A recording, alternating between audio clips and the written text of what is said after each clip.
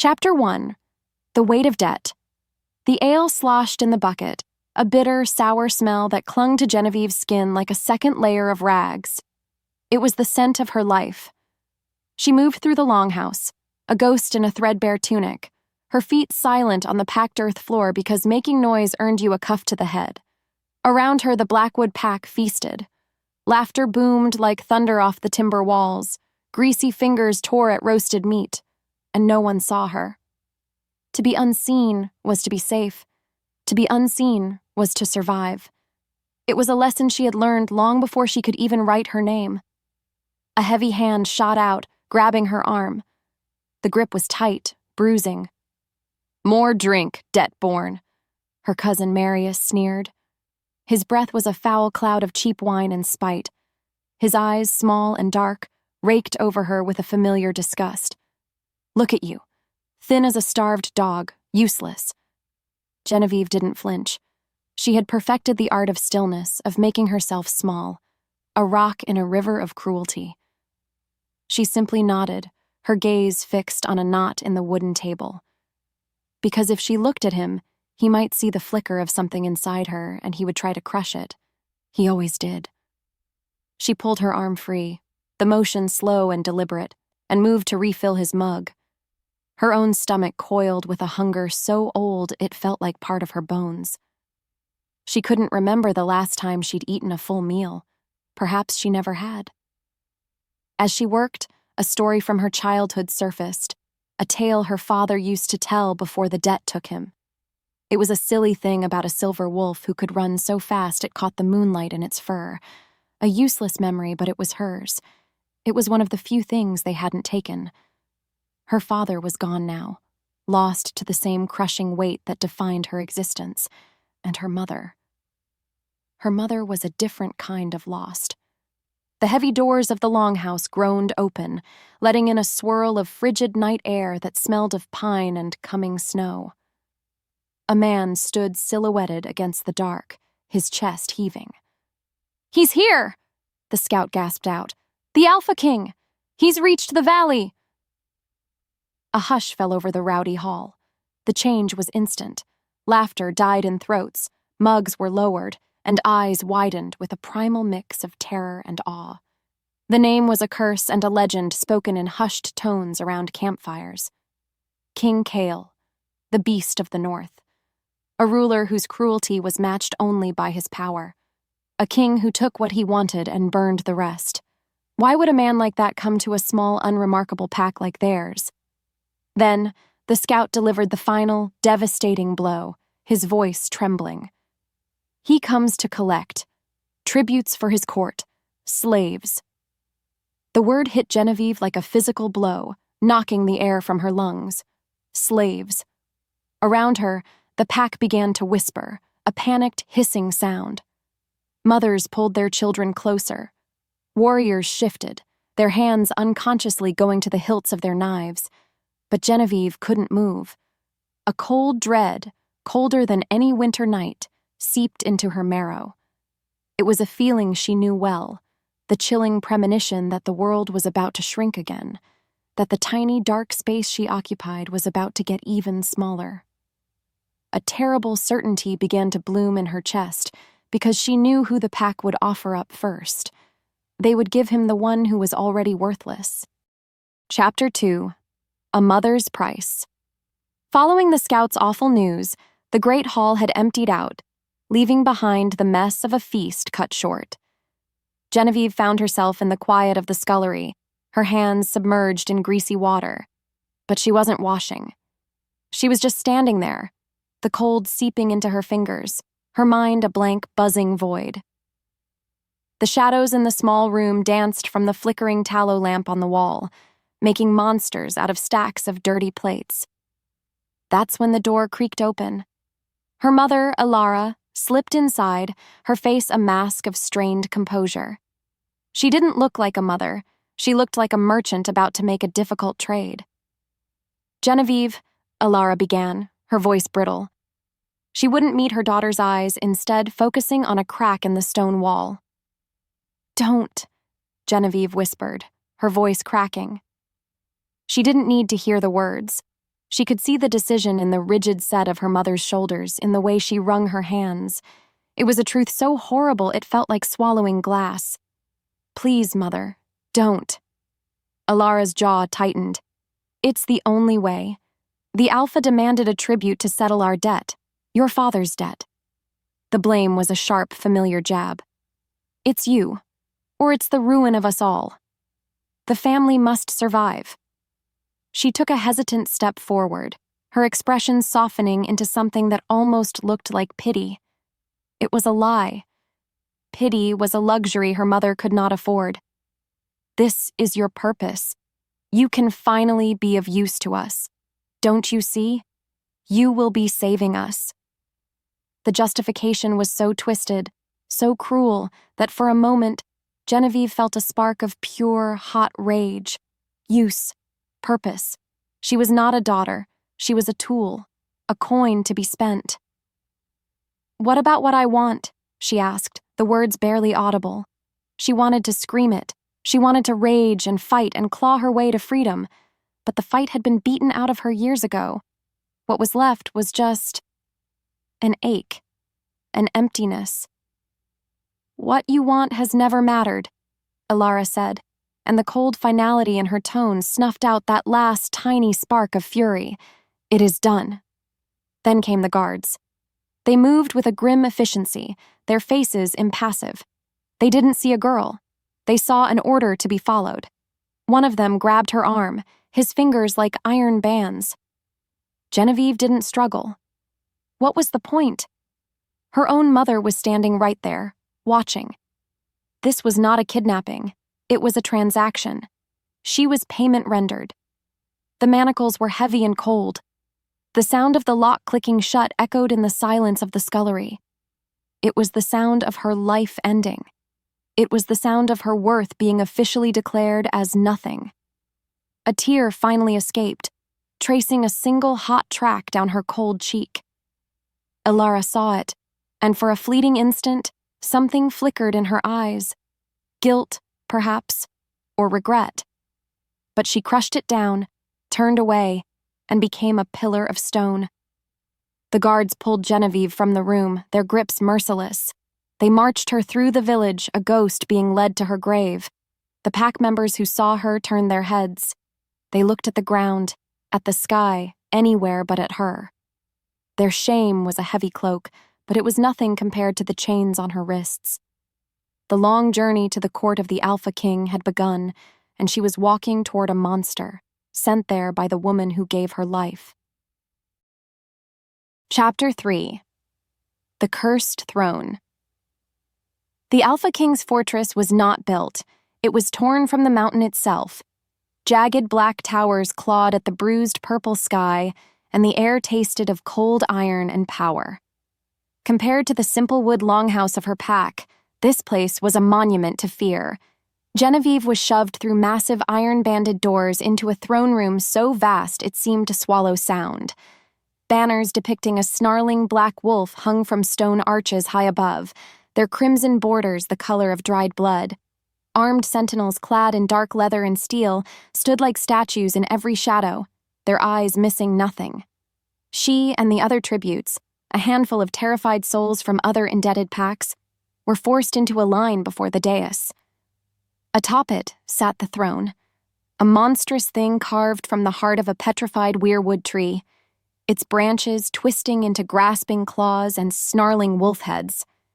And on the throne sat the king. King Kael was not a man. He was a storm contained in human form.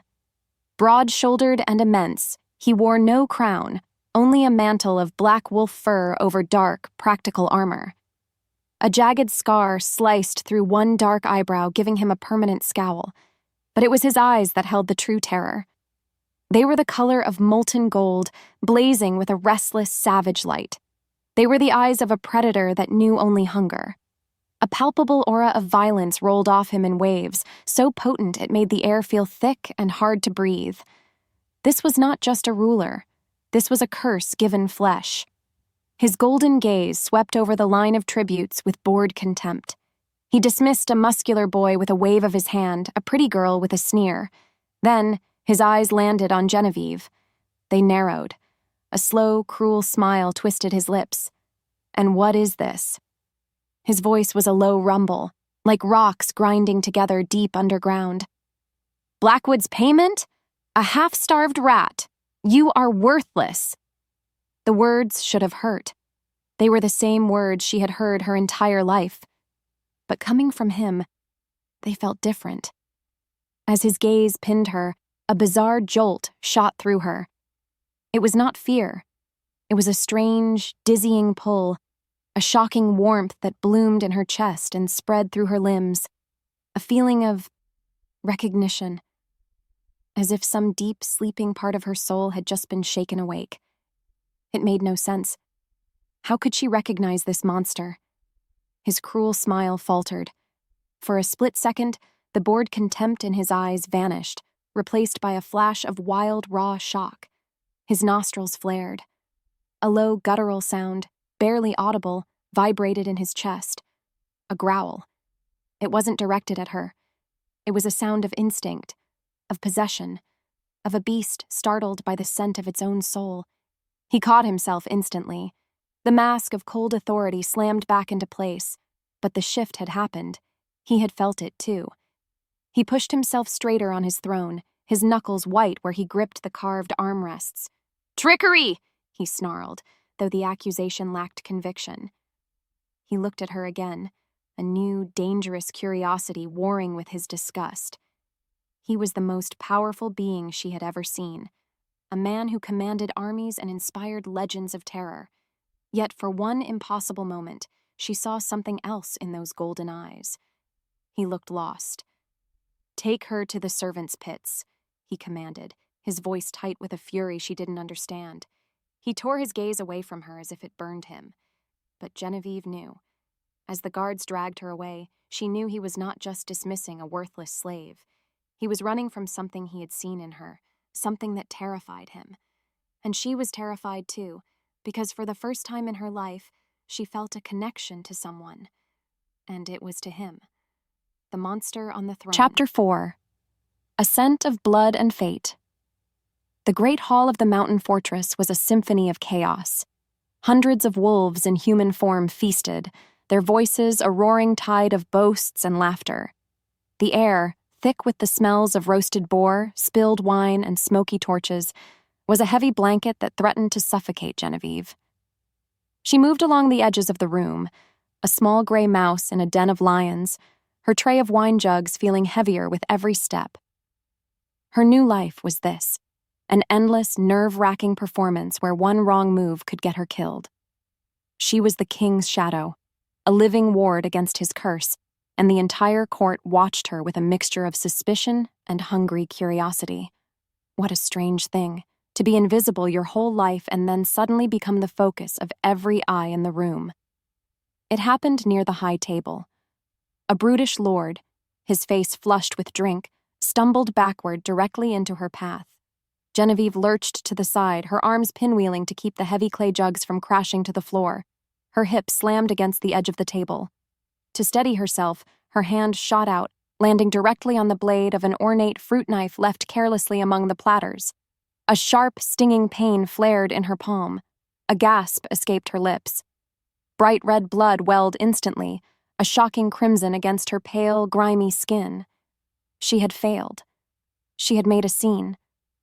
The scent of it, her blood, cut through the thick air like a lightning strike. At the head of the table, King Kael went rigid. He had been a picture of bored indifference, a predator resting. Now every muscle in his body was coiled tight as a steel spring. His head snapped up, his golden eyes, which had been hooded and distant, now blazed with a terrifying, inhuman light. They locked onto her, onto the blood dripping from her fingers. A growl tore from his throat. It was not a human sound. It was the sound of a beast unchained, a deep, earth-shaking rumble of pure agony and rage that silenced the entire hall. Panic erupted. Lords and ladies scrambled back from the throne, their chairs scraping loudly against the stone floor. Kael was on his feet, his body convulsing. His bones made sickening cracking sounds, his shoulders broadening, his form twisting. Black fur sprouted along his arms. The curse was taking him. Right here, in front of everyone. But the transformation stalled.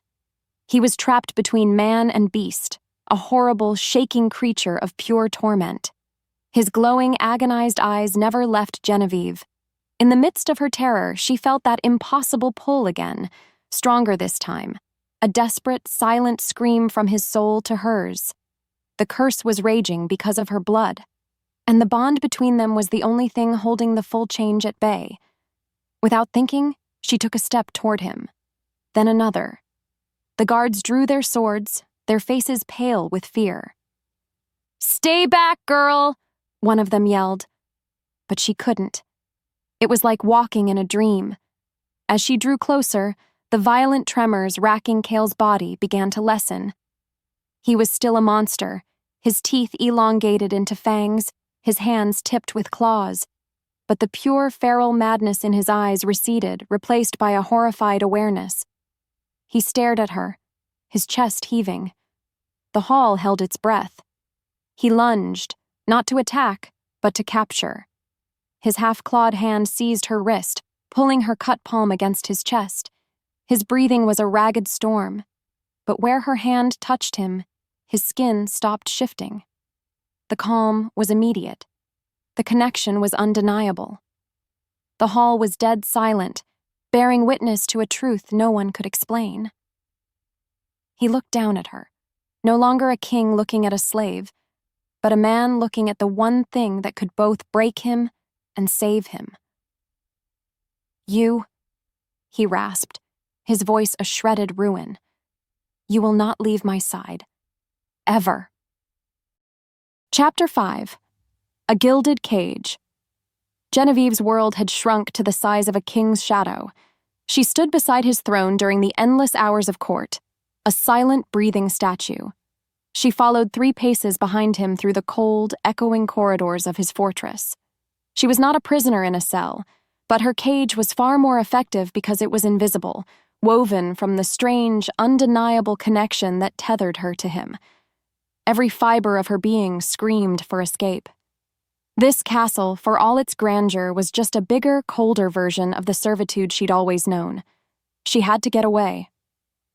One night, when the moon was a sliver of bone in the black sky, she tried. She slipped out of the small antechamber adjoining his royal suite, her heart a frantic drum against her ribs.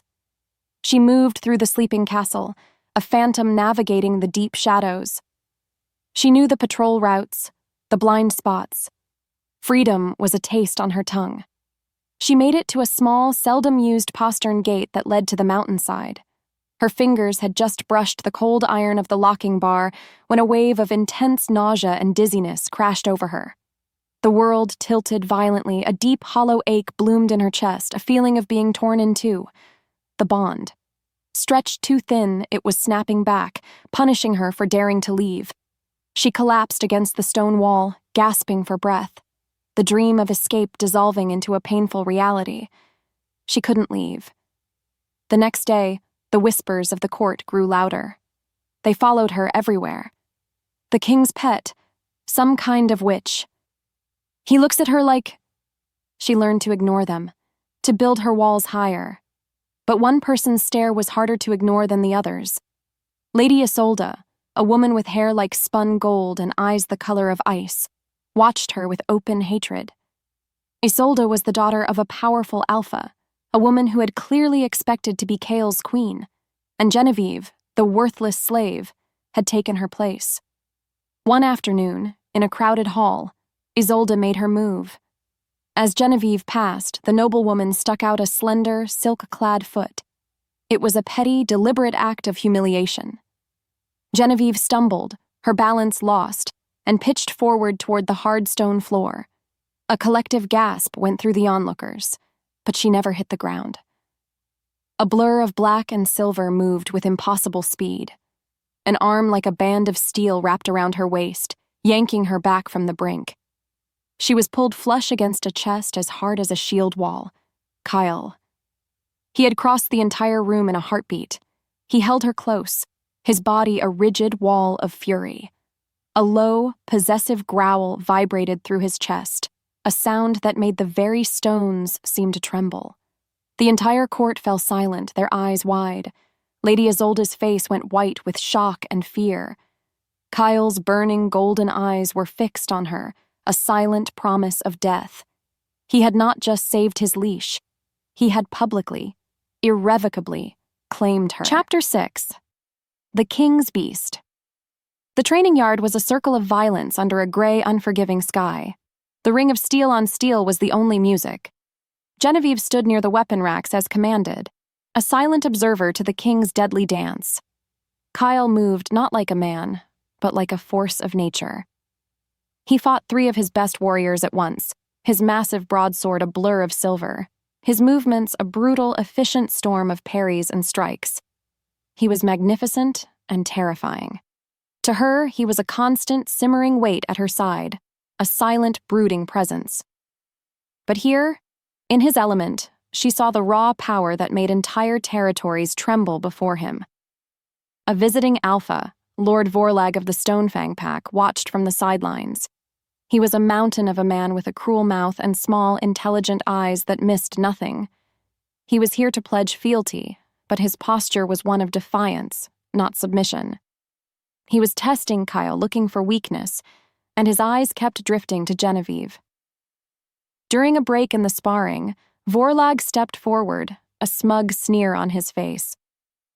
"A fearsome display, Your Majesty," he boomed, his voice dripping with false respect. But one has to wonder, is the great Alpha King's power now so fragile that he must keep a pet slave near to hold his hand? The insult landed like a physical blow. The air in the yard crackled with tension. Kael, who was wiping sweat from his brow, went utterly still. The temperature seemed to drop 10 degrees. He turned his head slowly, and the golden eyes he fixed on Vorlag were no longer human. They were the flat, merciless eyes of his inner wolf. The curse, pricked by the challenge to his dominance and his mate, flared like wildfire. "You!" Kael's voice was a guttural snarl. He dropped his practice sword and lunged at Vorlag, his features already distorting. This was not the contained struggle of the feast hall. This was pure, unrestrained rage. His beast was in complete control. The guards stood frozen, too terrified to move. Kael was going to rip the visiting alpha apart in front of his own men and start a war. Panic seized Genevieve, cold and sharp. But beneath it, a powerful, primal instinct roared to life. Mine. Protect. Soothe. She didn't know where the feelings came from, but they propelled her forward. She ran into the center of the yard, right into the path of the raging king. "No!" She reached him, just as he was about to bring his clawed hands down on Vorlag. She grabbed his arm. The moment her skin touched his, it was like throwing water on a fire. The feral blaze in his eyes flickered. He froze mid-strike, his entire body shuddering with the monumental effort of containing the beast she had just subdued. He stared at her, his chest heaving, the snarl still twisting his lips, but the killing intent was gone. "Kael," she whispered, her voice shaking. His name, a plea. Slowly, painfully, he pulled back, shoving her away as he did. But there was no force behind it. The entire yard stared, stunned into silence. They had just seen their king, the beast of the north, brought to heel by the touch of a worthless slave. Later that night, he found her in a deserted corridor. He slammed his hand against the cold stone next to her head, trapping her. His face was a mask of self-loathing and raw desperation. He was a king, a warrior, a monster. But when he looked at her, he was just a man terrified of his own cage. "You are mine now," he snarled, his voice a ragged whisper that sealed both of their fates. Whether I like it or not. Chapter 7. The Shadow on the Throne. Genevieve's new chambers were a lie. The fire in the hearth burned warm, a stark contrast to the perpetual chill of the servants' quarters. The blankets on the massive four-poster bed were woven from the softest wool, a world away from the scratchy straw pallets she had known her entire life. A silver mirror on the wall showed her a stranger, a pale, haunted girl swallowed by a borrowed silk robe. This room was beautiful, and it was a cage. Every comfort was just another bar, a reminder that she was not a guest here. She was a possession, moved to a more convenient shelf. She was closer to the king, easier to watch, easier to control. The knowledge settled like a stone in her gut, a cold, heavy weight that no warm fire could touch. Kael entered the room without a sound, a phantom of fury and shadow. His presence immediately consumed all the air, making the grand chamber feel small and tight. He didn't look at her. Instead, he tossed a long, wickedly sharp dagger onto a small wooden table. It landed with a solid thud that made her jump. "Learn to use it," he commanded, his voice flat and devoid of emotion. "Your little display in the training yard proved you are a target. I won't always be there to stop a blade meant for you." His words were sharp and cold, yet they were the closest thing to care anyone had shown her in years. It was a harsh, twisted sort of protection. He wasn't trying to comfort her, he was trying to make her harder, sharper, a weapon like himself. A bitter resentment flared inside her. "I never asked for your protection," she shot back, her voice trembling slightly. "I never asked for any of this." His golden eyes finally met hers, and they were twin flames in the dim light. "You don't have to ask," he said, the words low and dangerous. "You are mine. Your life is mine to protect." The space between them crackled with a tension that was more than just anger or resentment. It was the constant, infuriating push and pull of the bond, a connection that hated its own existence. Later, in the throne room, the fragility of her new position was laid bare. A messenger from the southern lands had arrived, a representative of a rival Alpha named Fane. The man was slick and polished, his words full of false courtesy as he spoke of border treaties. But his dark, clever eyes kept sliding to Genevieve, who stood in her required place near the throne. The official message concluded, and Kael's advisor read the Alpha's final written words aloud. "A king is only as strong as his kingdom. A wise ruler guards against any weaknesses." The final word was aimed like an arrow. As the advisor spoke it, the messenger's gaze was locked directly on Genevieve. The threat was unmistakable. She was the weakness. A cold shiver traced its way down her spine. In that moment, she was not just Kael's slave. She was a liability, a vulnerability, in a deadly political game she didn't understand. Kael's jaw hardened to granite, his hand clenching on the arm of his throne until his knuckles were white. He understood the message perfectly. After the court was dismissed, and they were alone in the vast, silent hall, Kael stood staring into the massive central hearth, watching the flames devour the logs. The firelight danced across his scarred face, making him look ancient and weary. "He knows," Kael finally said, his voice a quiet rumble of contained rage. He didn't have to say who. "Fane knows you are my weakness." He spoke the words not as an accusation, but as a statement of fact, a grim, terrifying truth that now bound them together tighter than any chain. Chapter 8. Whispers in Parchment. Trapped in the suffocating luxury of her rooms, Genevieve felt a restlessness that was like an itch under her skin. She needed to move, to do something other than wait for the king's moods to shift or for the next veiled threat to arrive. She paced the length of the chamber, her bare feet silent on the thick carpets. Her fingers traced the patterns in the heavy tapestries that covered the stone walls. One of them, a faded depiction of a great wolf howling at a silver moon, felt loose. Curiosity, a feeling she hadn't allowed herself in years, took hold. She pushed at the stone behind the heavy fabric. A section of the wall gave way with a soft, grinding sound, revealing a small, dark compartment hidden within. Inside, resting on a bed of black velvet, was a small, leather-bound journal. Her hands trembled as she took it out. It felt like a sacred object, something not meant for her eyes. But the pull was too strong. She opened the book.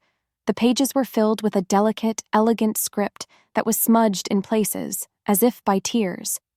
It was a diary. The diary of Kael's mother, Queen Seraphina. Genevieve sat on the floor, the book in her lap, and began to read. A story of pain and fear unfolded in the queen's beautiful, desperate handwriting. She wrote of her husband, the previous king, and the curse that had haunted their lives. It was not some random sickness, not a flaw in their bloodline. It was an attack, a carefully planned act of war. As Genevieve read, her heart began to pound a frantic, heavy rhythm against her ribs. Queen Seraphina wrote of a blood ritual, a dark magic performed by a rival pack who sought to shatter Kael's royal line from within, to make them too unstable to rule. They had needed help, an inside betrayal from a pack sworn to the throne. The queen had discovered the truth just before her own death, and then Genevieve saw it. The name. The queen had written the name of the pack that had helped perform the ritual, the traitors who had cursed her son and her bloodline for generations in exchange for a promise of power. The name was a punch to the gut, a blow that stole all the air from her lungs. The Blackwoods, her pack. The people who had called her worthless, who had sold her like cattle. They were the architects of Kael's agony. The debt her family owed, the debt that had defined her entire existence, was a lie. The real debt was one of blood and betrayal, owed by her people to the king they had so grievously wronged. Everything she thought she knew crumbled into dust. The cruel, monstrous king was not a monster by choice. He was a victim of the same people who had discarded her. A sound at the door made her look up. Kael stood there, his face a thunderous mask of rage. He had seen the open compartment, the diary in her hands. He strode into the room, ready to unleash his fury at this ultimate violation of his family's privacy. But then he saw her face. He saw the shimmering tracks of tears on her cheeks, the shattered, horrified understanding in her eyes. The anger in his expression died, replaced by a vast, hollow emptiness. "You know," he said, his voice rough with an emotion she couldn't name. She could only manage a choked sob and a single nod. The distance between them vanished. He crossed the room and knelt in front of her. The fearsome king knelt. He reached out, his calloused thumb coming up to brush away a tear from her cheek. The touch was not harsh or demanding. It was gentle, electric. In that one moment, they were not a king and his slave. They were just two souls, broken by the very same betrayal. He leaned closer, the inferno in his golden eyes softening to a warm, longing glow. His gaze dropped to her lips. She saw the same desperate need in his eyes that was clawing its way through her own chest. He was going to kiss her. She was going to let him. The world fell away, and there was only the space, the breath, between their mouths. Chapter 9. Blood on the Marble. A frantic, desperate pounding on the chamber door shattered the moment into 1,000 pieces. Kael flinched back as if burned, the spell between them broken. The king was back, his face instantly hardening into a cold, impenetrable mask. "What is it?" he roared, his voice laced with fury at the interruption. A guard burst into the room, his chest heaving, his face pale. "Your Majesty! A breach in the West Wing! Intruders!" Kael was on his feet in an instant, the warrior replacing the vulnerable man. He grabbed his sword from its scabbard by the door. "Stay here. Bar the door. Do not open it for anyone but me," he commanded Genevieve, his voice leaving no room for argument. And then he was gone, a whirlwind of royal fury vanishing down the corridor. Genevieve's heart hammered against her ribs. The air was still thick with what had almost happened, with the ghost of his touch on her skin. She felt shaky, exposed, and deeply, terribly alone. The silence he left behind was heavy, unnatural. She moved to obey his command, her hand reaching for the heavy iron bar for the door. That's when she heard it. A soft, scraping sound from the hallway. Not the heavy, rhythmic tread of a guard's boots. This was a stealthy, creeping noise. The sound of a predator. Every instinct screamed danger. She backed away from the door, her eyes wide in the firelight. She remembered the dagger, the one he had given her. Her fingers wrapped around the cool leather of the hilt, her hand trembling. It felt small and useless, a child's toy against the suffocating menace that was seeping into the room. The heavy wooden door swung inward without a sound. Two figures, draped in black from head to toe, slipped into the chamber like smoke. Their movements were fluid and silent.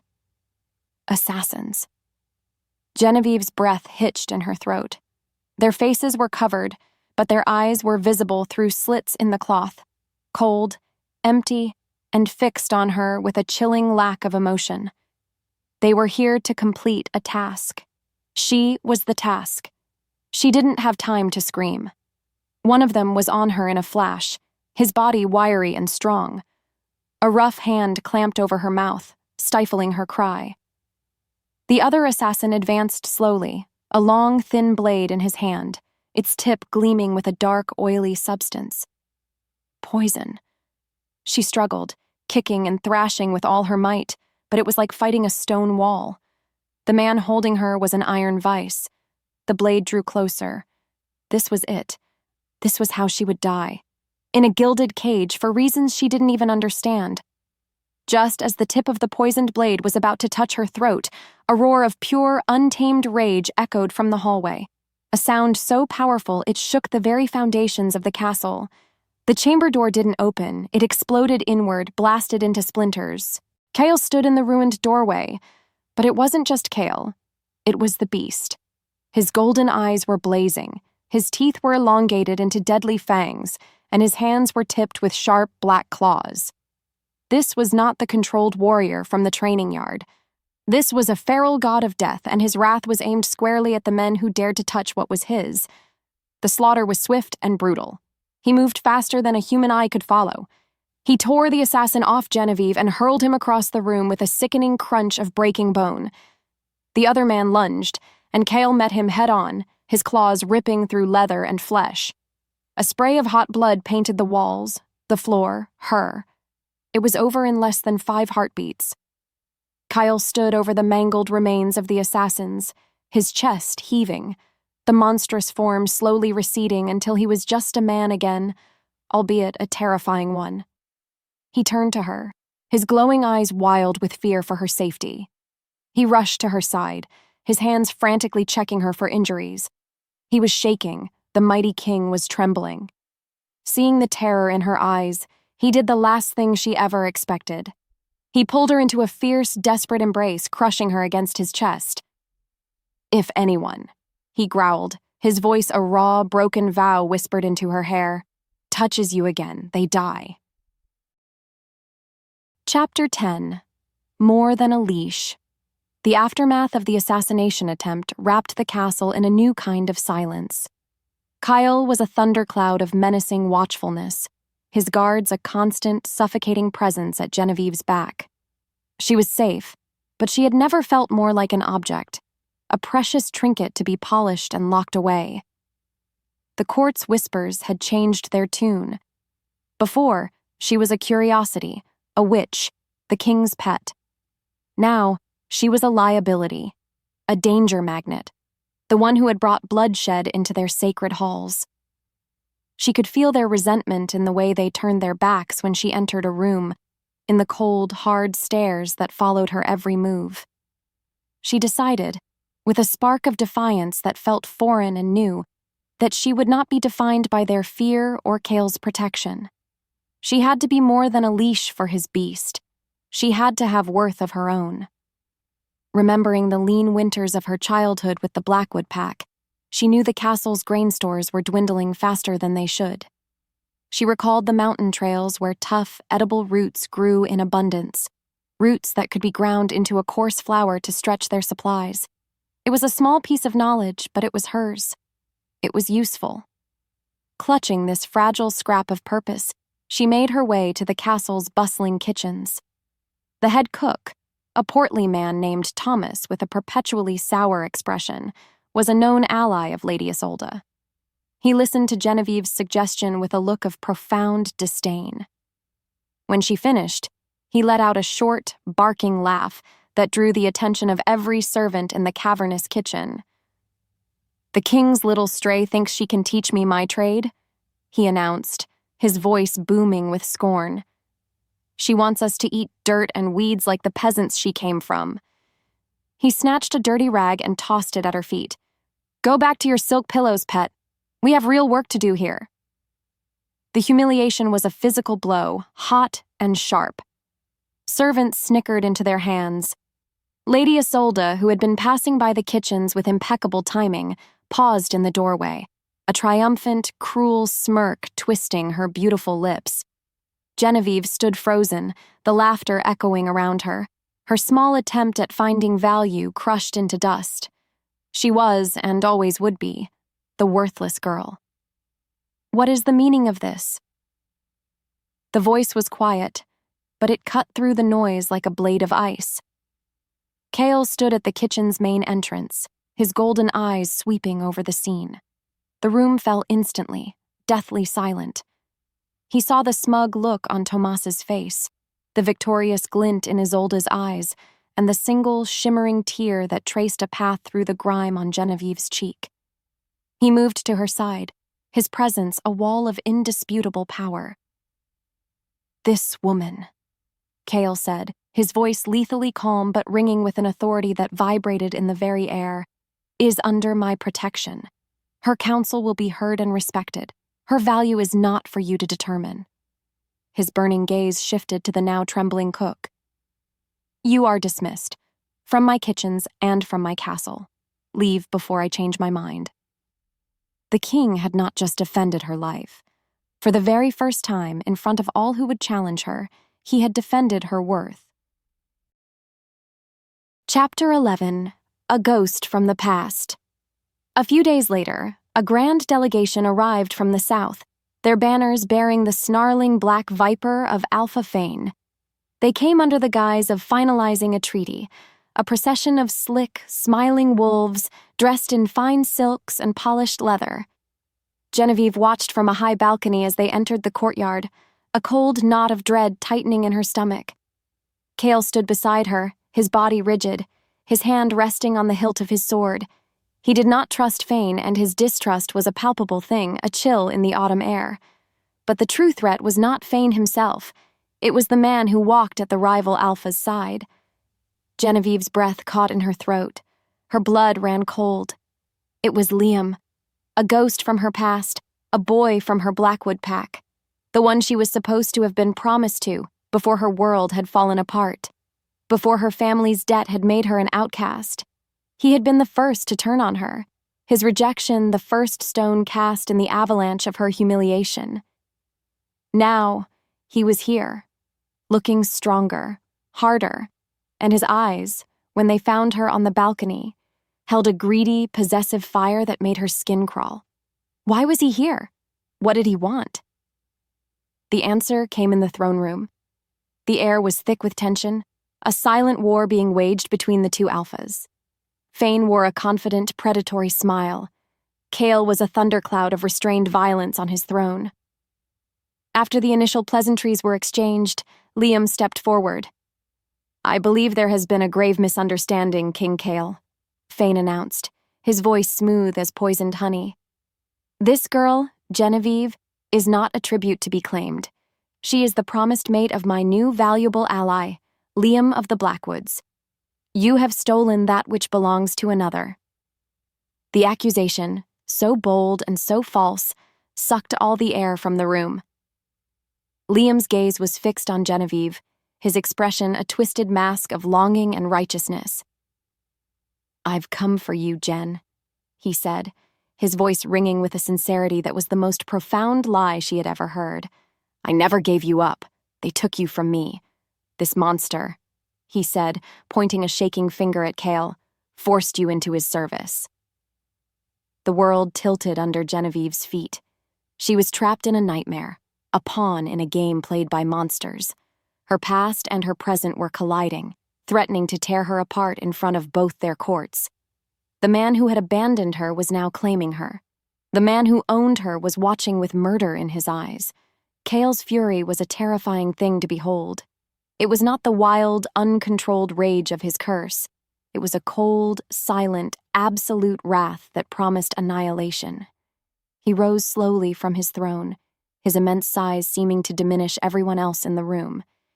He looked past Liam, past Fane, his golden eyes locking onto Genevieve.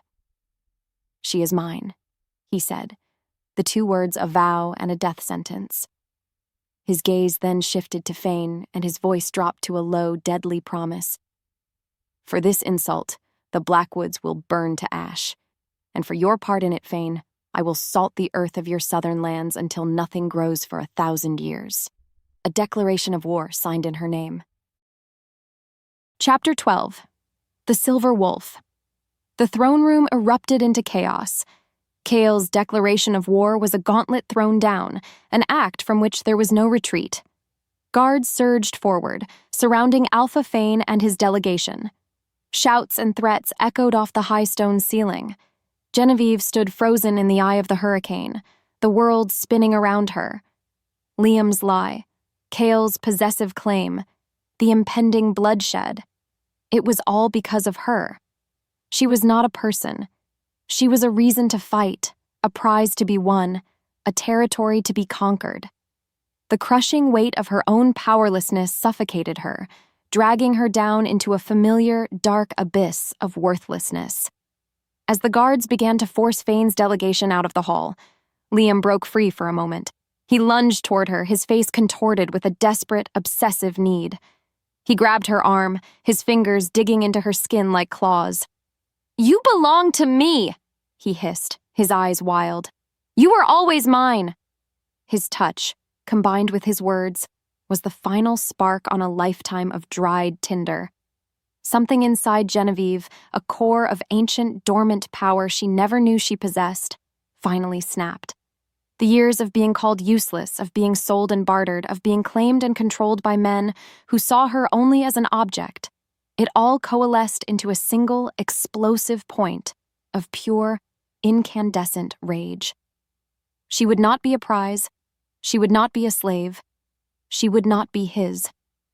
A shockwave of raw energy erupted from her, blasting outward in a silent, unstoppable wave. A brilliant, blindingly white light engulfed her. Liam was thrown backward, landing in a heap 10 feet away. Everyone in the throne room was knocked off their feet.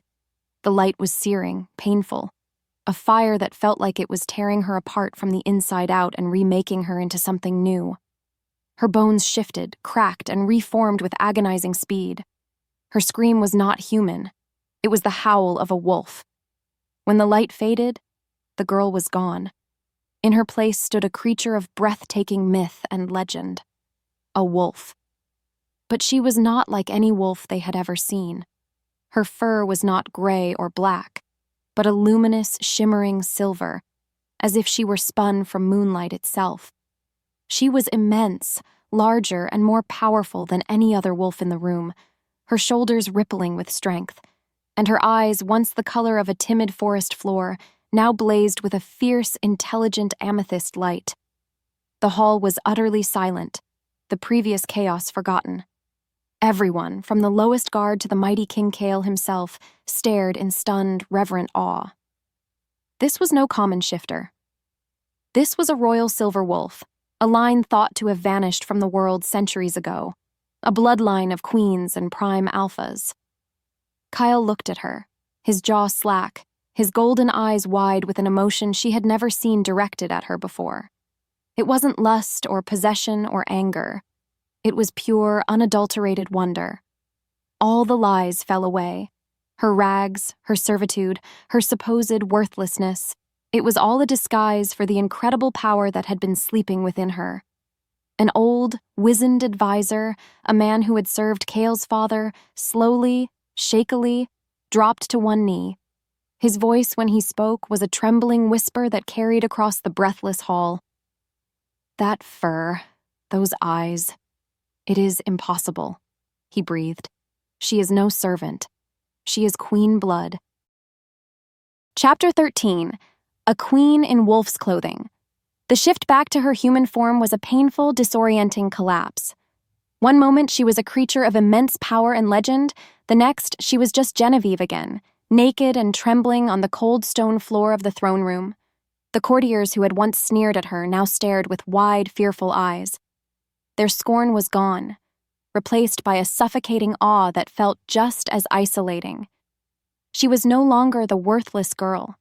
She was a symbol, a living relic, a weapon. It was just a different kind of cage. Kael wrapped her in his own fur-lined cloak, his touch surprisingly gentle as he lifted her into his arms and carried her from the hall, shielding her from the prying, hungry eyes of the court. He brought her to his private council room. The air was buzzing with the excited chatter of his advisors. They paid her little mind, their focus entirely on what she represented. "A royal silver wolf," one of them exclaimed. "This is a sign from the moon goddess herself. This solidifies your claim, your majesty. It's the ultimate weapon against Fane and his allies." They spoke of her bloodline, of prophecies, of strategic advantages. They saw a legend, a tool to be wielded. Genevieve felt her old fear return, twisting into a bitter new shape. Before, they used her because she was worthless. Now, they would use her because she was priceless. Later, when they were alone, the bitterness spilled out of her. "So this is my new purpose?" she asked, her voice sharp with a pain he couldn't possibly understand. "To be the silver wolf in your army? Another weapon in your arsenal?" Kael stood by the window, staring out at the jagged peaks of his kingdom. He turned to face her, and the usual storm in his golden eyes was gone, replaced by a quiet, startling clarity. He saw her. Not the slave, not the legend, just her. "When I first saw you," he began, his voice rough with a difficult honesty, "my beast knew what you were to him. But I was a fool, a proud, cursed fool. I told myself I needed you only to quiet the wolf, to control the curse." He took a step closer, his gaze intense. "But standing in that hall, watching you become the most powerful creature I have ever seen, I did not feel the curse lessen. I felt nothing but awe. I felt nothing but you." He reached her, his hands coming up to cup her face, his touch reverent. "They see a prophecy. I see the woman who ran into a training yard to save me from myself. The curse doesn't matter anymore, Genevieve. I will protect you, not because you are my cure, but because you are my mate." The raw sincerity in his voice shattered the last of her defenses. This was not a king claiming a prize. It was a man bearing his soul. The profound, earth-shattering moment was broken by a frantic pounding at the door. A guard burst in, his face grim, holding a scroll sealed with the black viper crest of Alpha Fane. Kael took it, his expression hardening back into a king's mask. He broke the seal and read. His jaw tightened. "He has allied with the Stonefangs and 3 other packs," Kael said, his voice a low growl. He read the final line aloud, his eyes burning with a cold fire. "Surrender the Silver Queen, or we will soak the valleys in the blood of your people. The war is here." Chapter 14. The Claiming. The night before the battle was a living thing. The castle hummed with the nervous energy of 1,000 warriors preparing for death. The air was sharp with the scent of whetstones on steel, of leather oil, of fear. In the king's chambers, the war felt both a world away and pressed up against the very glass of the windows. There, alone with Kael, the weight of 1,000 lives rested on their shoulders. All the titles, all the pretenses were stripped away by the stark reality of the coming dawn. There was no king, no prophesied queen. There was only a man and a woman, tied together by a fate more powerful than any army, about to face the fire. "Are you afraid?" she asked, her voice a whisper in the quiet room. Kael was buckling the last strap of his armor, but he stopped. He turned to her, his golden eyes raw and vulnerable in the candlelight. "I am not afraid of dying," he confessed, his voice rough. "I have lived with death as my shadow since I was a boy. I am afraid of losing you." The admission hung in the air, a truth so simple and so profound it stole her breath. "I'm terrified," she admitted, her own voice shaking. "But not of the battle, not really. I'm scared of this power. I don't know what it is. I don't know how to be this person everyone looks at." He crossed the room in 2 long strides, his armor clinking softly. He stood before her and gently began to unbuckle the armor he had just put on. "Then don't be," he murmured, his gaze impossibly tender. "Tonight, there is no king. There is no silver wolf. There is only you and me." The emotional dam they had both so carefully constructed finally broke. The fear of the coming dawn, the shared history of betrayal, the desperate, undeniable pull of the bond, it all crested into a wave of pure, consuming need. He pulled her into his arms, and his mouth found hers. The kiss was not gentle. It was a desperate, hungry claiming, a raw, explosive collision of two souls who had been starving their entire lives. It was the heat of the forge, the crash of a tidal wave, the silent, earth-shattering roar of a bond finally, irrevocably, sealing itself. His hands tangled in her hair, her fingers dug into the hard muscles of his back. Every touch was a promise, every kiss a prayer against the coming darkness. "Mine," he growled against her lips, but the word was different now. It was not the snarl of a possessive king. It was the broken, reverent whisper of a man who had found his salvation. "Yours," she breathed back, and the surrender was its own form of power, a willing choice that was entirely her own. They came together in a tangle of limbs and whispered vows, their bodies finally speaking the language their souls had known from the very beginning. In the quiet aftermath, lying wrapped in his arms, a profound peace settled over her. The curse in him, the constant simmering rage she had always felt under his skin, was gone. Not just quieted. It was dormant. Asleep. For the first time, she felt the pure, untainted warmth of the man, of her mate. For the first time, there was hope. She woke to the soft gray light of dawn. Kael was still asleep, his face peaceful in a way she had never seen. An elderly servant, a woman named Lyra who had always shown her small kindnesses, entered with a tray. "A special blend, my lady," the old woman said with a warm smile. "An herbal tea to give you strength for the day ahead." Genevieve drank it, the warm, sweet liquid a welcome comfort. A moment later, a pain so sharp and blinding it felt like being stabbed with ice ripped through her. Her vision swam, the room dissolving into a blur of gray. The last thing she saw before the darkness consumed her was Lyra's face, the kind smile gone, replaced by an expression of cold, absolute triumph. Chapter 15. The Serpent's Bargain. Genevieve came to consciousness with a groan, her head pounding and her limbs feeling like lead. A wave of nausea rolled through her. Poison. The world was a rocking, swaying darkness, and the air smelled of damp earth, horses, and rain. She was in the back of a covered wagon, her hands bound tightly in front of her. A single lantern cast long, dancing shadows, and in its flickering glow, a face emerged from the gloom. Liam.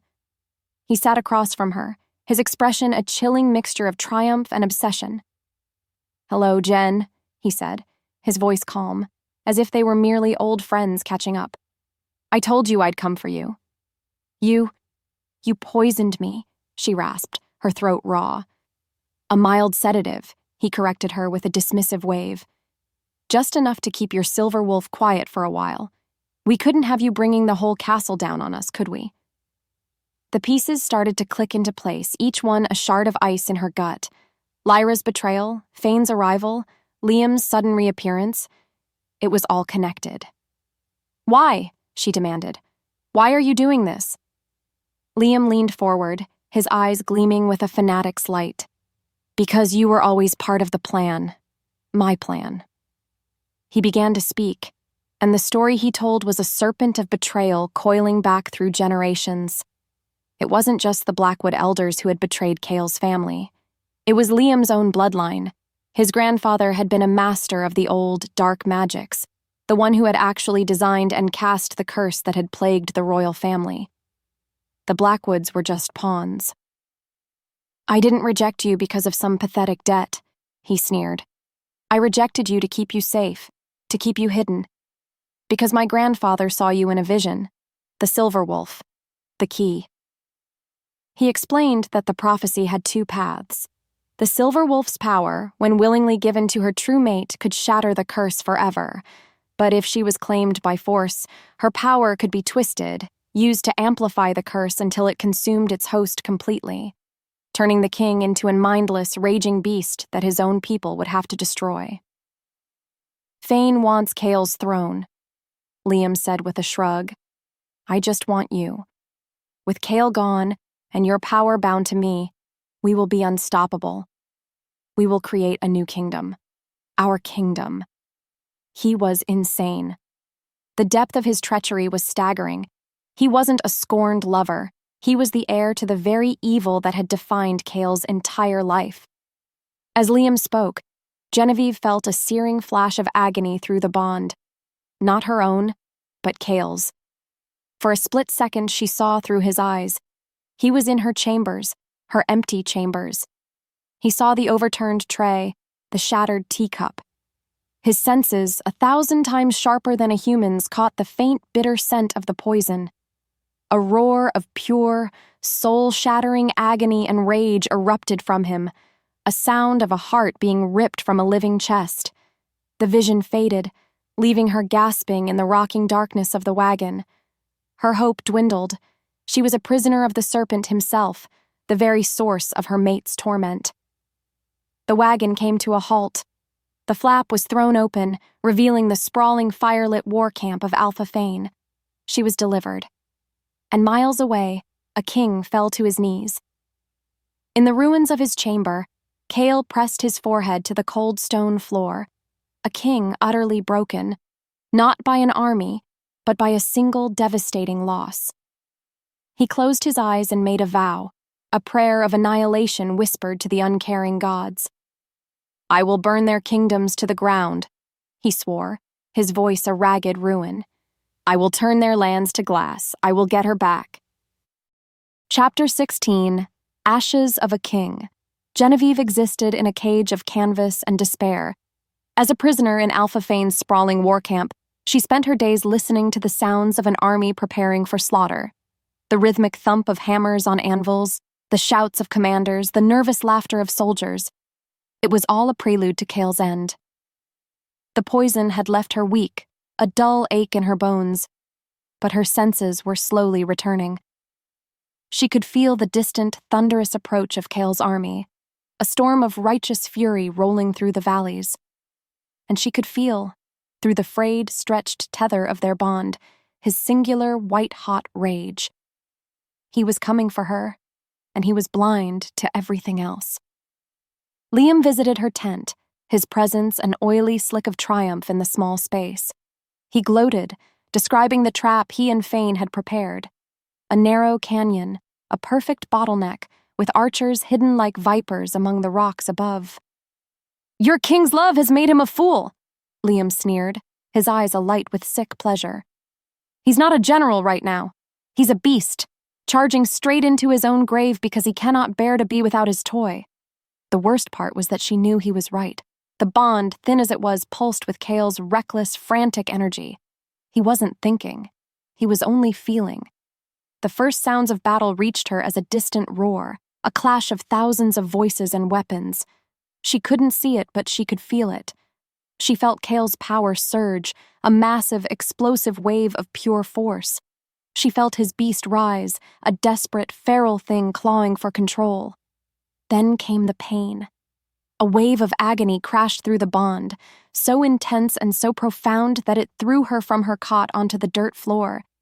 It was his pain, his torment, his curse flaring into a final, spectacular inferno. She cried out, clutching her head, as she felt his life force being shredded. And then, silence. A sudden, terrifying, absolute nothing. The bond, which had been a living, breathing connection for weeks, went utterly slack. It was a severed rope, a cold deadline. The emptiness was 1,000 times worse than the pain. The flap of her tent was thrown open. Alpha Fane stood there, his fine armor spattered with mud and blood. His face was not triumphant or smug, but grim and weary, the look of a man who has witnessed something truly terrible. He looked down at her, a crumpled heap on the floor. "Your king," he said, his voice heavy. Fought like no man or beast I have ever seen. He paused, his gaze unflinching. But his rage consumed him. The curse took him completely. My men, we put him down. He is gone. The world dissolved. Fane's words were just a confirmation of the hollow, dead thing in her chest where the bond used to be. Kael was gone. He had charged in to save her, and he had been destroyed. He had abandoned her, the last and most painful in a long line of people who had left her behind. Her father, her mother, her pack, and now him. The universe was confirming its cruelest lesson. Love, for her, was just a prelude to loss. She was a magnet for heartbreak. She curled into a ball, the world shrinking to nothing but the cold dirt beneath her cheek. The fight, the hope, the silver wolf, it all bled out of her, leaving an empty vessel behind. Maybe, she whispered to the crushing silence, I was never meant to be loved. Chapter 17. The Choice. The days that followed were a gray, featureless blur. Genevieve moved through the motions of life in Fane's camp like a ghost, her spirit hollowed out by grief. The death of the bond had been the death of a part of her own soul. The brilliant, fierce power of her silver wolf felt like a distant memory, a weak and whimpering thing curled up in the ashes of her heart. Liam tried to speak to her, bringing her food she wouldn't eat and making promises of a future she didn't want. He spoke of power and kingdoms, but his words were the meaningless buzzing of flies. She was an empty shell, and he was trying to build a castle on the ruins. One evening, an ancient woman was brought to her tent. She was Fane's seer, a creature with eyes like chips of obsidian that seemed to see straight through Genevieve's skin and into the shattered mess of her soul. Her task was to assess the silver wolf and find a way for Liam to control her power. The old woman's touch was like dry leaves on her skin as she examined her face a mask of strange, sorrowful pity. As she worked, she began to whisper, her voice so low that the guards outside could not hear. The thread is not broken, child, the seer murmured, her breath smelling of dried herbs and dust. It is only sleeping. The king is not in the halls of the dead. The beast holds him on the brink, a breath away from oblivion.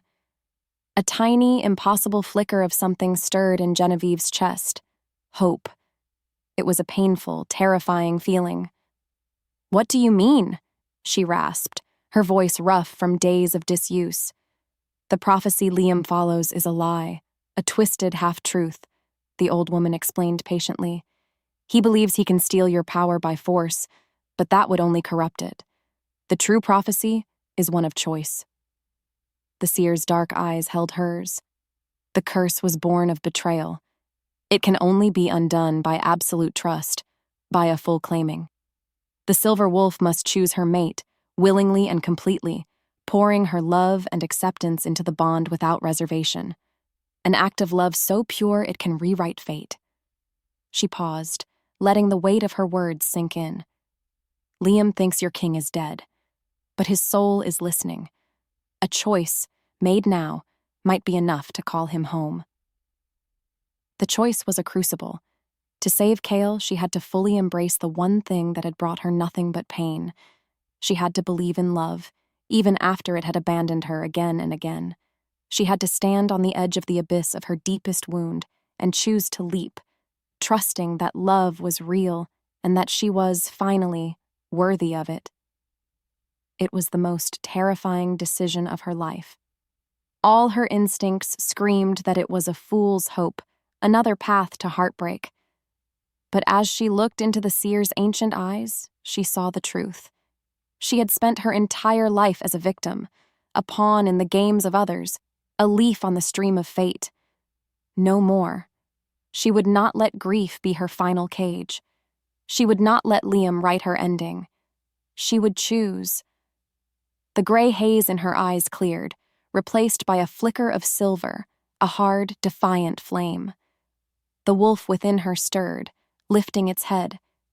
She looked at the seer, her voice no longer the rasp of a victim, but the low, steady tone of a queen. Tell me what I have to do. Chapter 18. To reignite a star.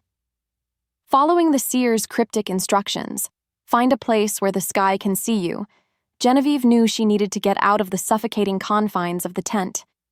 She needed a moment alone, a moment of pure focus to reach across the void for Kael.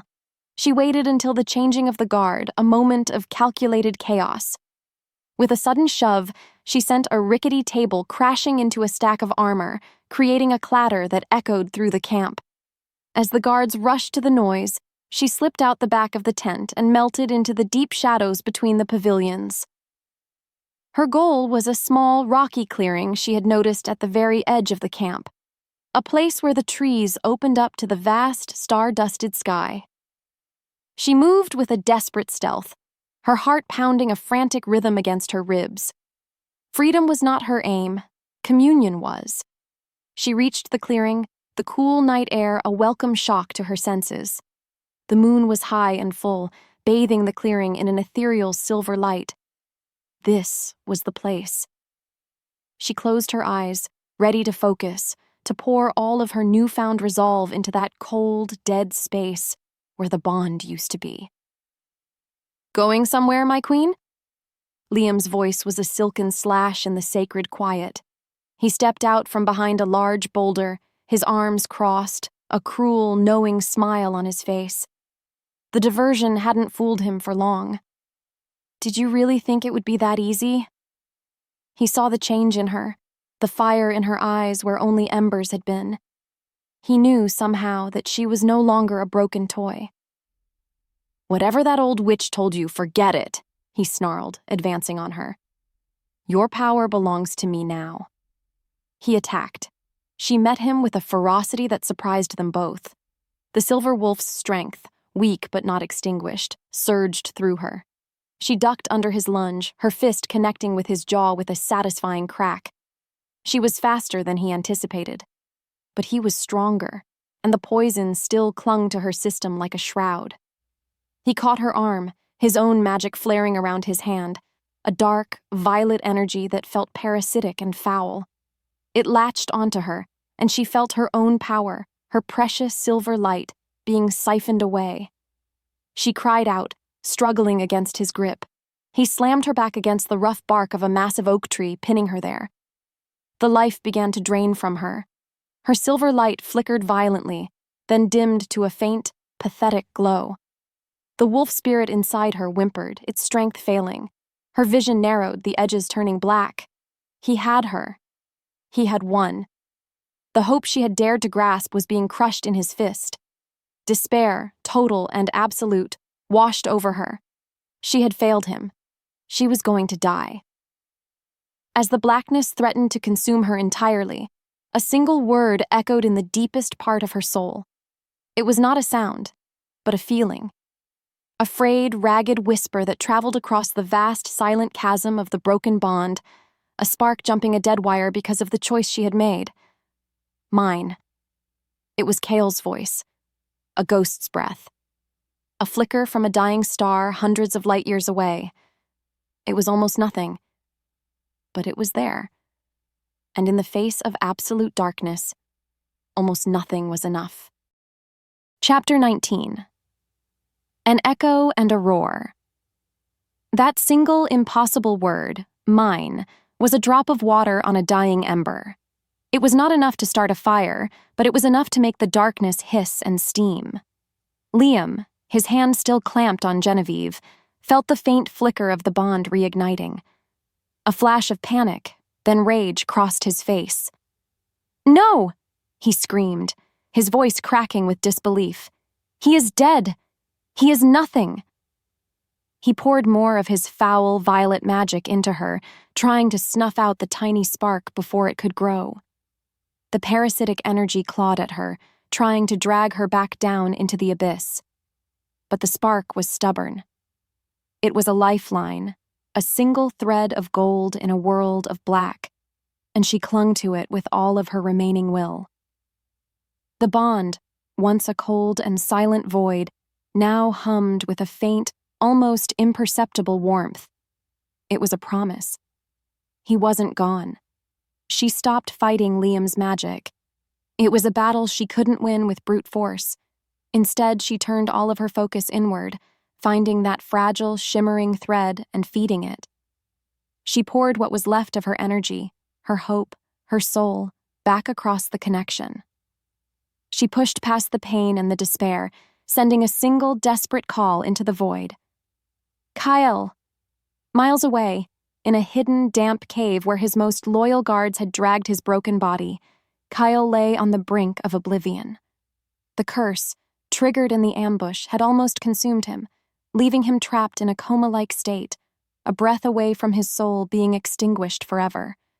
But her call, a silver bell ringing in the deepest part of his spirit, reached him. His golden eyes, which had been dull and lifeless, snapped open, blazing with renewed fire. The bond didn't just warm, it ignited. It erupted from a tiny spark into a roaring celestial bonfire, a torrent of power and life and raw, possessive love surging back through the connection from him to her. A silent scream of pure silver energy tore from Genevieve. The light exploded from her body, a nova of untamed power. It shattered Liam's magical hold like glass and sent him hurtling backward to crash against the far side of the clearing. He lay there, groaning, his dark magic sputtering and dead. Genevieve stood, her breath coming in ragged gasps. She was no longer weak. The poison felt like a distant memory. Her silver wolf was awake, its power thrumming through her veins, stronger and brighter than ever before, fueled by the ferocious, triumphant return of her mate's soul. They were miles apart, but for the first time they were truly, completely together. Flashes of his perspective bled into hers. She saw the grim, determined faces of his surviving guards, felt the agonizing protest of his healing bones. He was broken, but he was alive. He was a king rising from his own ashes. And he could feel her. Her strength, her fear, her incredible, indomitable will. I am coming for you. His voice slammed into her mind, a promise of beautiful, terrible vengeance. She stood tall in the moonlight, a queen in all but name, the silver light of her power bathing the clearing in a holy glow. She sent her own vow back across the bond, a promise not of a damsel waiting for rescue, but of a warrior meeting her partner on the battlefield. No, we finish this together. Chapter 20. The Silver Banner. Blazing with a power she was only just beginning to understand, Genevieve advanced on the stunned and broken Liam. He scrambled backward, his eyes wide with terror. The hunter had become the prey. Before she could deliver a final, decisive blow, the clearing was flooded with soldiers. Alpha Fane's personal guard, drawn by the explosion of light, surrounded her with spears leveled. Outnumbered but not outmatched, Genevieve knew a direct fight here was foolish. With one last contemptuous look at Liam, she turned and vanished into the chaotic darkness of the war camp, a silver phantom on the wind. She moved with instinct, her senses heightened, the bond with Kael a constant, warm compass in her soul. It led her to a makeshift stockade at the rear of the camp. Inside were the captured remnants of Kael's army, a small, defeated pack of wolves licking their wounds. They were leaderless, their alpha presumed dead, their spirits crushed. They saw her appear at the gate of their prison, a lone woman in rags, and looked at her with confusion. She stood before them, the silver light of her power subtly shimmering around her, her amethyst eyes glowing with an inner fire. "Warriors of the North!" she called out, her voice clear and strong, ringing with an authority she didn't know she possessed. "They told you your king is dead. They lied." A murmur of disbelief went through the prisoners. "We felt the curse take him." One of them, a grizzled captain with a scarred face, called out. "You felt him fall," she corrected, her gaze sweeping over them, meeting every eye. "But he did not break. I am his mate. Our bond is the blood in my veins, and I tell you, he is alive. He is fighting his way back to us even now. Fane and his traitorous dog Liam won this battle with poison and dark magic, not with honor." A guard, alerted by her speech, charged her from behind. Without looking, Genevieve spun, her movements a fluid, impossible dance. She caught his spear, twisted it from his grasp, and used the butt of the weapon to knock him unconscious in a single, precise motion. The prisoners stared in stunned silence. This was not the frightened girl they had seen cowering by the king's throne. This was something else entirely. This was power. The grizzled captain, whose name was Marcus, stared at her, his eyes wide. He saw the truth in her blazing eyes. He saw the echo of his king's indomitable will in her stance. He saw their hope. Slowly, painfully, he dropped to one knee in the dirt of the stockade. "My queen," he rasped, his voice thick with a sudden, overwhelming wave of emotion. One by one, the other warriors followed his lead, kneeling before their new, unexpected leader. They had lost their king, but in his place the goddess had sent them a silver banner. As if summoned by their display of faith, the old seer appeared at the edge of the stockade, a small group of Fane's own soldiers with her. Their faces were grim, their eyes filled with a disgust for the dishonorable tactics of their leaders. "Liam's magic is a blight on the land," the seer said, her voice steady. "Alpha Fane has allied himself with a serpent. We will not follow him into the darkness." The tide was turning. The broken army had found its heart again. The final battle was no longer a matter of revenge. It was a matter of when. Chapter 21. The Eve of Wolves.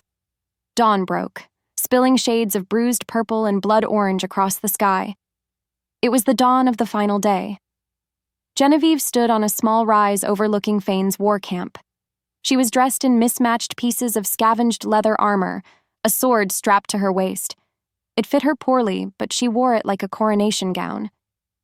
Beside her stood Marcus, the grizzled captain, and the small, fiercely loyal army she had just inherited. Through the living warmth of the bond, she could feel Kael. He was on his feet.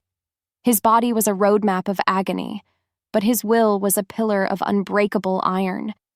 He was miles to the west, gathering the scattered survivors of his vanguard. He was coming. They planned their attack in a silent, rapid-fire exchange of thoughts and images through the bond, a strategy conceived by two minds acting as one. It was a desperate, dangerous gamble. At dusk, Kael and his handful of warriors would launch a direct, furious assault on Fane's command tent from the west. It was a suicide mission, designed to draw the attention of Fane's main force. At the same time, Genevieve would lead her army, the freed prisoners and the defectors, in a strike from the east. Her target was not Fane, but Liam, and the dark ritual site he would surely be preparing. Kael was the hammer. She would be the spear. A quiet moment of calm settled between them before the storm, a silent conversation across the miles. "Are you ready?" Kael's thought was a gravelly rumble, filled with concern and pride. She looked out at the enemy camp, at the place where she had been a helpless prisoner only a day before. A calm, cold resolve settled in her heart. "I was born in chains," she sent back, her thought as sharp and clear as a silver bell. "I will not die in them." The fear was gone. The doubt was gone. There was only purpose. As the sun began its final, fiery descent toward the horizon, the time came. A deep, mournful war horn sounded from the west. Kael's signal. A moment later, a savage roar echoed across the valley as the Northern King's tiny, furious force crashed into Fane's lines. The battle had begun. Genevieve raised her sword. She took a deep breath and let out a sound she had never made before. A howl. Not a human cry, but the pure, piercing, ethereal howl of a royal silver wolf. It was a song of challenge, of promise, of impending doom. Her small army roared in response, a wave of desperate, renewed hope. They surged forward, a tide of vengeful ghosts pouring down the hillside and into the unprepared eastern flank of the camp. The chaos of battle exploded around her, the clang of steel, the screams of the wounded, the guttural snarls of shifting wolves. It was a symphony of death. But Genevieve's focus was singular. Her amethyst eyes scanned the battlefield, cutting through the smoke and confusion. And then she saw him. Across the swirling vortex of the fight, standing on a raised platform near the command tent, was Liam. His hands were glowing with that same foul, violet energy. Beside him, looking nervous and uncertain, stood Alpha Fane, the serpent and his puppet. Genevieve's path was clear. She lowered her head and began to run, her sword held ready, a silver comet aimed at the heart of the darkness. The final showdown was here. Chapter 22. A Curse of Blood, a Queen of Silver. The battlefield was a vortex of chaos, but for Genevieve, it had a single, calm center. Liam. She moved toward him, a silver comet cutting a path through the swirling melee of the fight. Across the field, a mirror image of her own purpose, Kael moved like an avatar of vengeance. He was a blood-soaked nightmare, his great sword scything through Fane's warriors as he carved a direct path to the rival Alpha. They were two poles of a magnet, two halves of a single will destined to crash together at the heart of the enemy. Fane, seeing the unstoppable resurrected king bearing down on him, felt his courage shatter. He turned to flee, but there was no escape. Kael was on him in a flash, his charge a roar of pure, righteous fury. Their duel was not a graceful dance of blades. It was a brutal, punishing execution. Kael, fighting with the strength of a man who had his soul returned to him, broke Fane's defense and ended the traitor's ambition with a single final blow. At the same time, Genevieve reached the platform. Liam stood waiting, his face a mask of rage and disbelief. "He was dead!" Liam shrieked, his voice thin and reedy. He threw bolts of his foul violet magic at her. They were meant to drain her, to consume her light, but they fizzled and died against the pure silver aura that now radiated from her skin. The bond, whole and vibrant, made her his perfect antithesis. She was the cure to his poison. She was his unmaking. Seeing his magic fail, Liam grew desperate. He threw his head back and screamed, his arms outstretched not to her, but to the sky. He was not trying to attack her anymore. He was making his final, desperate gamble. He was calling on the full, unbridled power of the curse, trying to force it to detonate within Kael from across the battlefield. He made himself a conduit, a living channel for generations of dark, hateful magic. Kael, standing over Fane's body, suddenly cried out. He dropped to his knees, his body convulsing. The curse, which had been dormant, roared back to life with a vengeance, a black fire consuming him from within. This was it, the final test. Liam laughed, a wild, triumphant sound. Genevieve did not hesitate. She closed her eyes and reached for the bond, for the very heart of the man she loved. She gathered all of her power, all of her newfound worth, all of the fierce, unshakable love in her soul, and she pushed it through the connection. It was not an attack. It was a healing. A pure, cleansing wave of silver light that slammed into Kael. The light didn't fight the curse. It dissolved it, unmaking the ancient betrayal with an even more ancient truth. The dark energy, purged from Kael's soul, had nowhere to go. It recoiled, a violent backlash that surged back along the only connection it had left, the one to its master. Liam screamed as the violet and black fire of his own family's making turned on him, consuming him from the inside out. In a flash of terrible, dark light, he was gone, leaving nothing behind but a whisper of ash on the wind. The curse was broken, but the backlash had struck Kael too. His body, already broken and now ravaged by the curse's final throes, gave out. He collapsed to the ground, his life force fading into a flicker. The sounds of battle died away. The field fell silent. Victory. But Genevieve only saw her mate, lying still and pale in the mud. She ran to him, her own energy nearly spent, and fell to her knees at his side. She grabbed his hand. It was cold. "No," she whispered, her voice breaking. "Don't you dare leave me now." Chapter 23. To kneel a king. A single, shuddering breath. Then another. Kael's eyes fluttered open. The golden fire was still there, but the storm was gone. The restless, savage rage of the curse, the shadow that had haunted him his entire life, had vanished. For the first time, his eyes were completely clear, and they were filled with a look of such profound, overwhelming love for her that it made her own heart ache. The battle was over. Fane's remaining soldiers, seeing their leaders dead and gone, were throwing down their weapons and surrendering. It was finished. Kael's warriors, led by the grizzled Captain Marcus, cautiously approached. They stopped a few feet away, their faces a mixture of awe and reverence. They looked at their king, miraculously alive and whole. The dark cloud of the curse lifted from him like a bad dream. And they looked at Genevieve, the Silver Queen who had walked through the fire to save him. One by one, they dropped to their knees, their heads bowed not just to their king but to her as well. The weight of their adoration, their expectation, settled on her shoulders. She had helped them win a war. But what was she now? What was her place in this new world she had helped create? With a groan, Kael pushed himself to his feet. He was caked in mud and blood, his body a canvas of exhaustion, but he stood taller than she had ever seen him. His men watched, expecting a roar of victory, a speech to rally their spirits.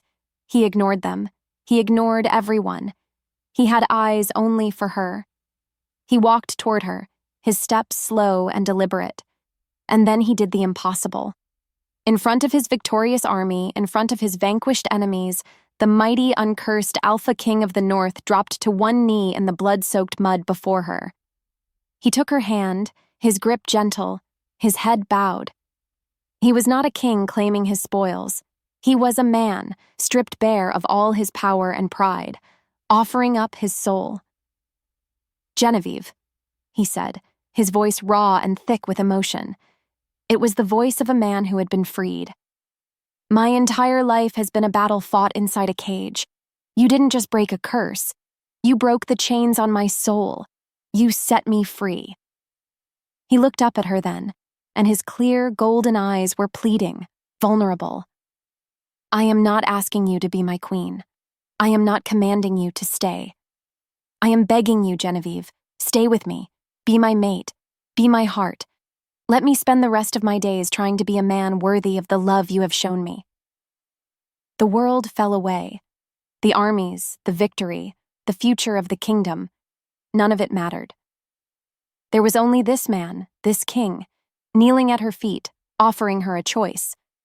Not a choice forced by fate or circumstance or a magical bond, but a true choice, born of love and humility.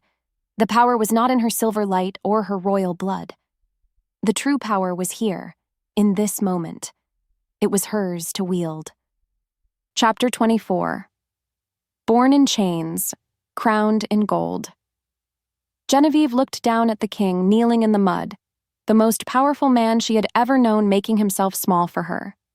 She saw every moment of her life leading to this point, the sneer of her cousin, the cold betrayal in her mother's eyes, the crushing weight of the word worthless, the chill of iron chains on her wrists. And she saw the path that had led her away from that life, a flash of golden eyes in a throne room, a shared understanding of betrayal, a desperate protective embrace, a whispered word across a dying bond. She had spent a lifetime believing she was not meant to be loved. Now, she was looking at a love so powerful it had defied death and rewritten fate, and she knew, with a certainty that settled deep in her bones, that she was worthy of it. A soft smile touched her lips. She reached out, placing her hands on his broad shoulders. "Get up, Kael," she said, her voice quiet but firm. He rose slowly, his eyes searching hers, filled with a fragile, desperate hope. Her smile widened, reaching her eyes, lighting them from within. "A king should not have to kneel to his queen," she said softly. She moved her hands to cup his face, her touch a coronation all its own. His skin was rough with the grime of battle, but he was the most beautiful thing she had ever seen. "And my king," she whispered, "does not beg." She pulled his head down and kissed him. It was not the desperate, frantic kiss of the night before. It was a kiss of peace, of promise, of a new beginning. It was the sealing of a vow in front of the gods and their people. A cheer erupted from the assembled warriors, a wild, joyous sound that rolled across the valley. Later, in the great hall of the fortress, the captured banners of their enemies were being ceremoniously taken down and burned. Kael stood before his throne, Genevieve at his side, their hands clasped together. In his free hand, he held the ancient crown of the Northern Kings, a heavy, formidable ring of black iron and raw, unpolished gold. His people watched, expecting him to finally place it upon his own head, to reclaim his uncursed birthright. But he didn't. He turned to her. "You walked into the darkness to save me," he said, his voice ringing with love and pride for all to hear. "You are the North's salvation. You are its heart." He paused, his golden eyes shining. "You are my queen." He lifted the heavy crown and gently, reverently, placed it upon her head. It did not feel heavy. It felt like coming home. Genevieve, Queen of the North, looked out at the sea of faces. Her people, her army, her mate. The worthless, debt-born girl was a ghost, a forgotten story. A new life, a new purpose, had been forged in fire and blood and an impossible, unshakable love. She was born in chains. She would rule in gold.